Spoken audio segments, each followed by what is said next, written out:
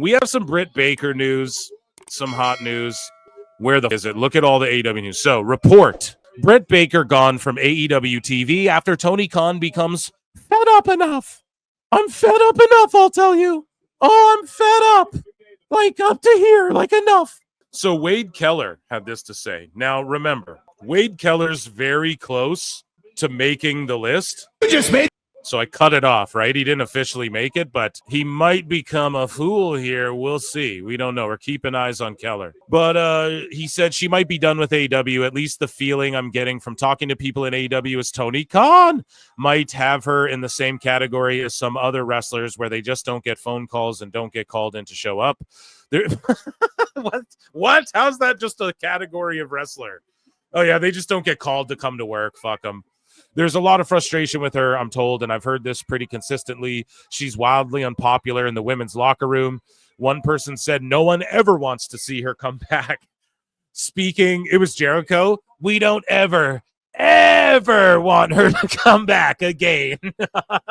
Speaking of the women's locker room, now that is a bold, broad statement. I could imagine somebody on social media going, I'm a women's wrestler in AEW and I want her back. And I want you back. Okay, fair enough, but I'm just telling you somebody's perception is nobody wants her back. This is like what Meltzer does. Well, they're all just like Malachi. Don't come. Good riddance. And it's like, bro, they work there. Why are you doing this? So now she's got to go to work and be like, someone here doesn't like me. And then Tony's just like, tell her to go home. You know, who is it? Monet? I'm betting it's Mercedes Monet. I'm just telling you somebody's perception. That's how bad it is. Somebody is willing to tell me that. There was the incident with her and MJF, and I'm told that factors into her being off television, but there are other issues with her that have come up. She has become increasingly difficult to work with in a general sense. Generational dyslexia. She has always had a reputation for being difficult to work with. There was a specific situation recently, not counting the MJF situation, where people just threw their hands up.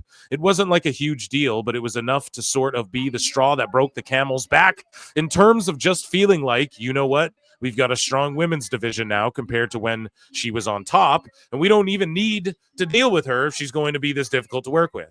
So that's where they are with her. God damn, he's just letting it all hang out, dude. Who told him this? It's like Tony wrote him a memo.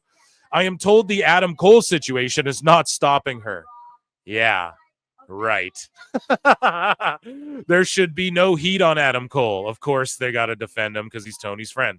He has nothing to do with her not being on TV. Obviously, she had some standout moments in AEW and became a star and was seen as a centerpiece act.